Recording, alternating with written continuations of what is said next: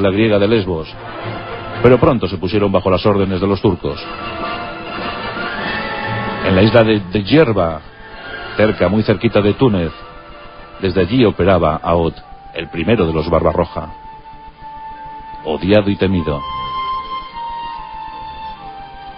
Aoud intentó ser rey de Argelia y lo consiguió durante un tiempo, efímero eso sí, pero los españoles le batieron y cazaron, y en combate murió, siendo decapitado y su cabeza mandada a España. Parecía que el peligro Barbarroja había terminado, pero llegó Cair. Cair, si cabe, era más listo, más inteligente que su hermano mayor. Cair también asumió el apelativo de Barbarroja. De hecho, los hermanos eran apuestos. Aoud era fornido, era pelirrojo, de ahí viene el nombre, pero Cair era casi rubio. Y Cair se convirtió en el terror.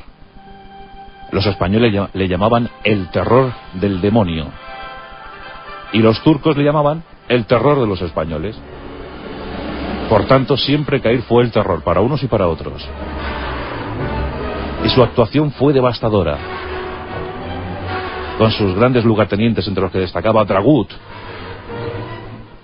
Con ellos y para ellos trabajaron durante muchos años.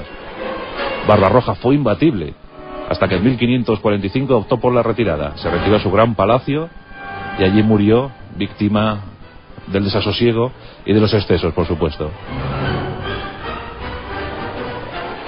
Dragut siguió operando en la zona de Baleares, sobre todo, aunque este moriría en Malta, en el asedio de los caballeros de Malta, en 1565. En 1571 llegó la decisiva batalla de Lepanto, y allí Juan de Austria y sus estupendos hombres y sus naves batieron el poder turco, el poder otomano, que desde entonces ya no podría mantener naves corsarias, flotas corsarias desde Gibraltar hasta Estambul. El tiempo floreciente, por tanto, para las naves corsarias en el Mediterráneo va desde 1492 hasta 1571 aproximadamente. Pero su grado de devastación fue tal que aún hoy en día se sigue temiendo cada vez que se dice Barbarroja o Dragut. Eso lo saben muy bien nuestros amigos de Ibiza y los de la costa levantina, que crearon pueblos basados en el temor a los piratas berberiscos. El Mediterráneo dio mucho que hablar, pero llegaban nuevos territorios para los piratas. La piratería se había fijado decididamente en los nuevos territorios americanos. Había que mirar, había que navegar, había que zarpar hacia las Indias occidentales. La literatura, desde luego, ha hecho mucho por ensalzar la figura de los piratas. El siglo XIX fue también decisivo. ¿Quién no se acuerda de las lecturas de Lord Byron, sus célebres corsarios? O el propio Sir Walter Scott. A principios del XIX nos delitaron a sus coetáneos con esas narraciones apasionadas. Robert Louis Stevenson puso pica en Flandes, o mejor dicho, pica en Antillas, con esa isla del tesoro. Nosotros también, con nuestro Espronceda, hicimos la canción del pirata. Los halcones del mar. El corso estuvo operativo durante casi 2 siglos. Hay que hablar de etapas diferenciadas para el corso. Fueron muchos los países que intentaron hostigar a España, y España también tuvo sus propios corsarios.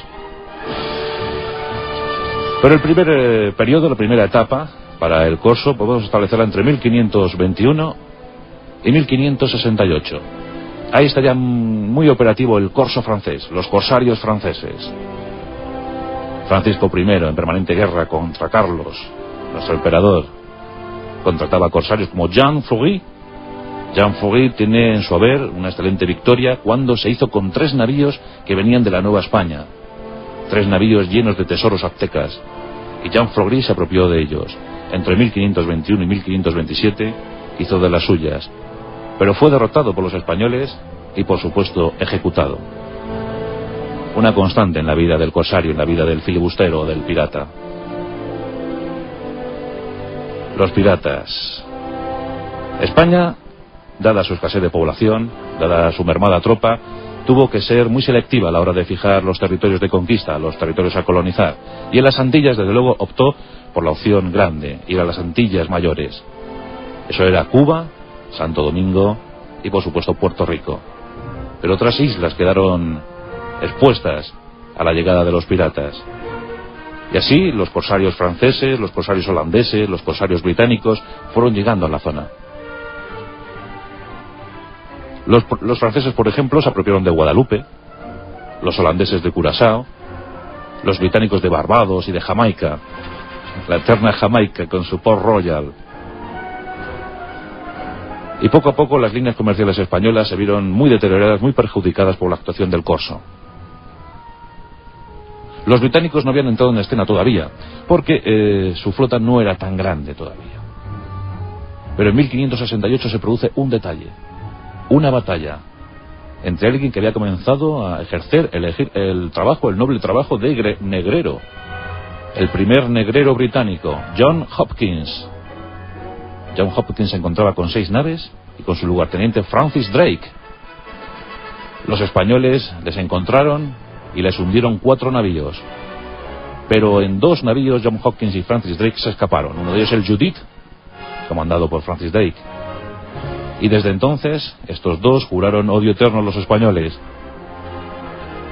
En Inglaterra consiguieron la tutela de la reina virgen, la reina Elizabeth, aquella que firmaba a la hora de repartir las ganancias como Elizabeth Tudor. Y Francis Drake y John Hopkins se convirtieron en el azote de los mares. Francis Drake fue el corsario más temido por los españoles, el más aventurero, el más despiadado. En 1577 inicia su periplo alrededor de la Tierra, siendo el primer británico que consigue dar la vuelta al mundo, el segundo después de Francisco Elcano, Juan Sebastián Elcano. Pero fue un tiempo floreciente para el corso británico entre 1568 y 1622.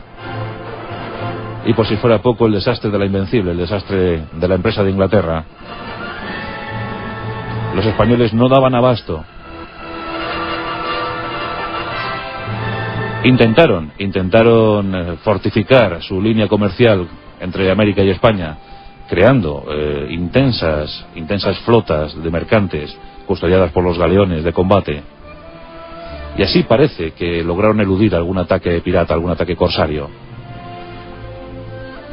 Pero poco a poco se iba acercando el momento de los holandeses. Estamos entrando en el siglo XVII. Estamos en plena guerra de los 30 años. Es el momento para los corsarios holandeses.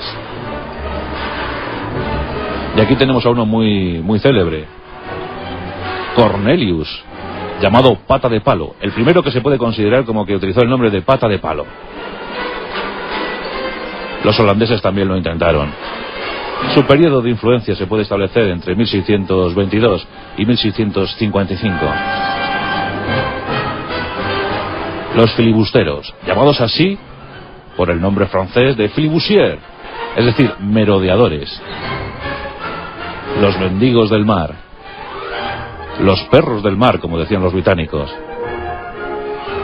Y encontraron un reino, encontraron un territorio apropiado.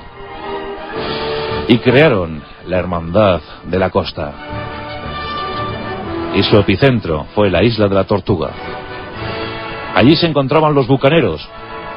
Bucaneros, ¿por qué ya eran llamados bucaneros?